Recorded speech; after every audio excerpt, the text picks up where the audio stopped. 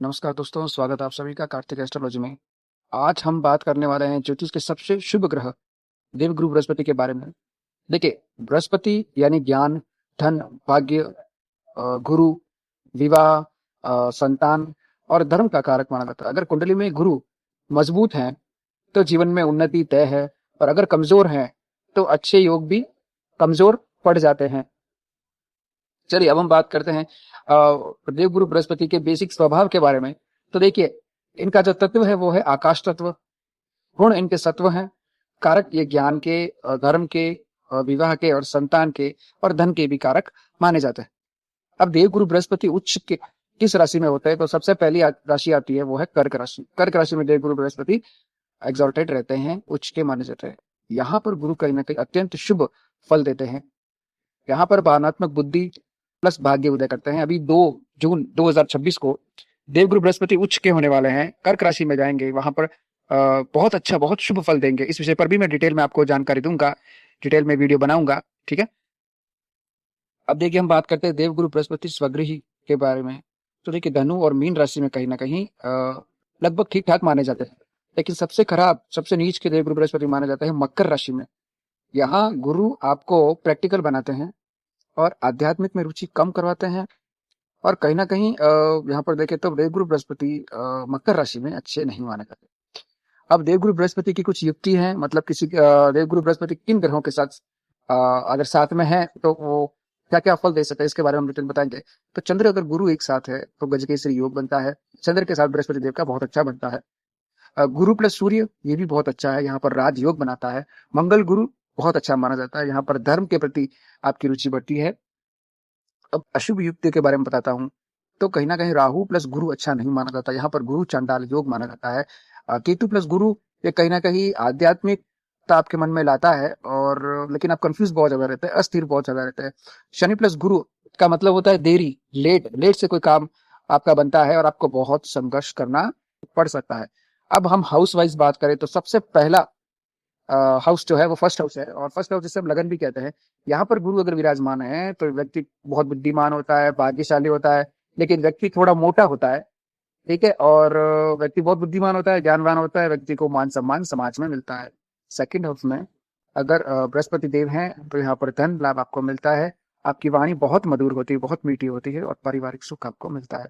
Third house में बृहस्पति होने से साहस आपका कम होता है, कॉन्फिडेंस आपका कम होता है, और व्यक्ति का कहीं ना कहीं भाई बहनों से हमेशा दूरी रहती है। फोर्थ हाउस में बृहस्पति अ, आपको घर का, गाड़ी का सुख प्रदान करते हैं, और आपका माता का आशीर्वाद मिलता रहता है, माता की कृपा आप पर बनी रहती है। फिफ्थ हाउस में बृहस्पति संतान सुख मिलता है, उच्च शिक्षा मिलती है, प्रेम में सफलता मिलती है। सिक्स हाउस में बृहस्पति कहीं ना कहीं शत्रुओं पर विजय आपको प्राप्त कराते हैं, लेकिन यहाँ पर सिक्स हाउस में बृहस्पति होने से थोड़ा हेल्थ इश्यू रहता है। सेवंथ हाउस में बृहस्पति बहुत अच्छे आपको जीवन साथी दिलाते हैं, और वैवाहिक जीवन में आपको सुख मिलता है, वैवाहिक जीवन आपका सुखमय बीतता है। एट्थ हाउस में बृहस्पति मतलब व्यक्ति बहुत रहस्यमय रहता है, और व्यक्ति को कहीं ना कहीं अचानक धन लाभ भी हो सकता है, या सडनली उसको धन हानि भी हो सकती है। कुछ अचानक होने वाली चीजें उसके जीवन में बहुत ज्यादा घटित होती है जब एट्थ हाउस में बृहस्पति होते हैं। नाइन्थ हाउस में बृहस्पति बहुत शुभ माने जाते हैं, भाग्यशाली माने जाते हैं।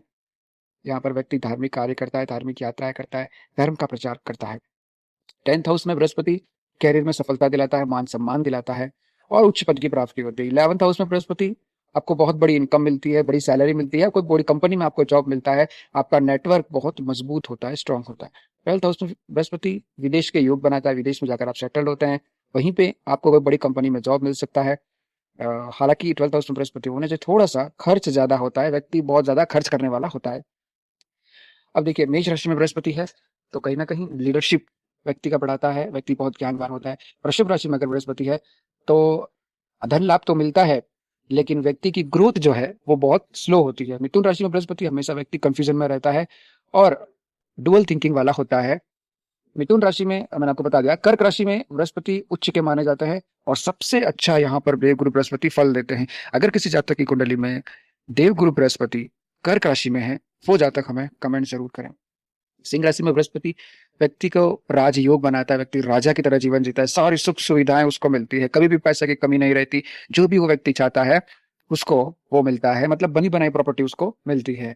कन्या राशि में बृहस्पति व्यक्ति बहुत ज़्यादा प्रैक्टिकल होता है, बहुत ज़्यादा ज्ञानी होता है। तुला राशि में बृहस्पति कहीं न कहीं व्यक्ति हमेशा बैलेंस्ड रहता है और डिप्लोमेसी रहती है।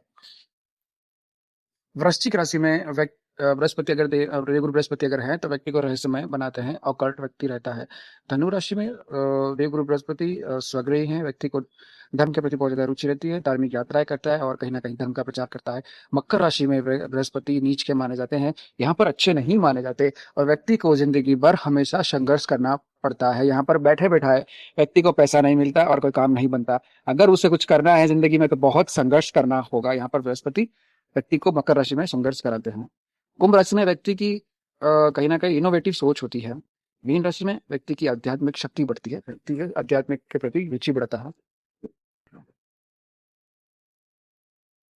अब हम बात करते हैं बृहस्पति की महादशा के बारे में, जो कि देखिए अच्छे फल क्या क्या अच्छे फल देते हैं। सबसे पहले व्यक्ति का विवाह कराते हैं, जो भी संतान समस्याएं वो दूर होती है, धन में वृद्धि होती है, मान सम्मान मिलता है और कहीं ना कहीं यहाँ पर व्यक्ति के लिए देवगुरु बृहस्पति की जो महादशा है वो अच्छी मानी जाती है।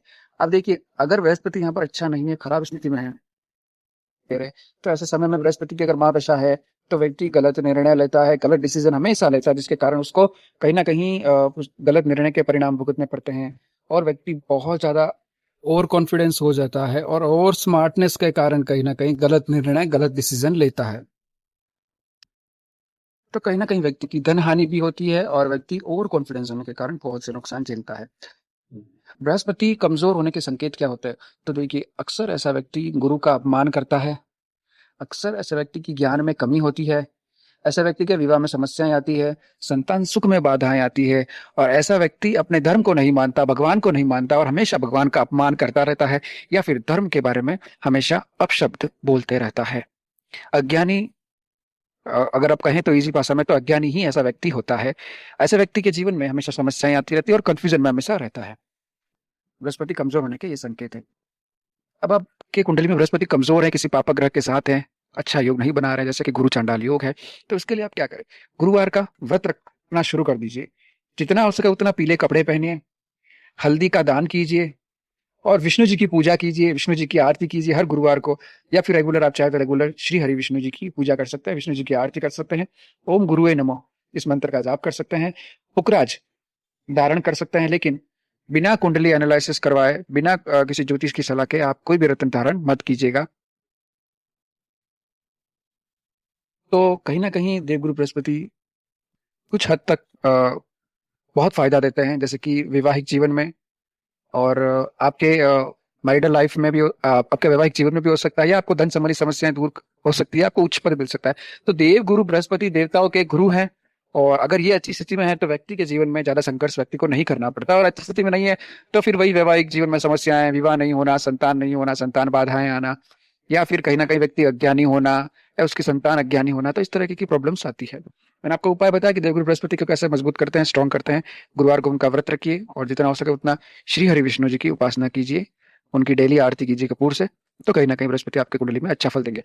अब आप हमें कमेंट करके जरूर बताइएगा कि देवगुरु बृहस्पति आपकी कुंडली में कौन से भाव में है, किस राशि में है, ठीक है। और कुंडली एनालिसिस के लिए जो स्क्रीन के ऊपर जो व्हाट्सएप नंबर फ्लैश हो रहा है ना, जल्दी से वहां पर अपने डिटेल भेज दीजिए और जो भी आपका प्रश्न है वो लिखिए, ठीक है दर्शकों। और आज के लिए बस इतना ही।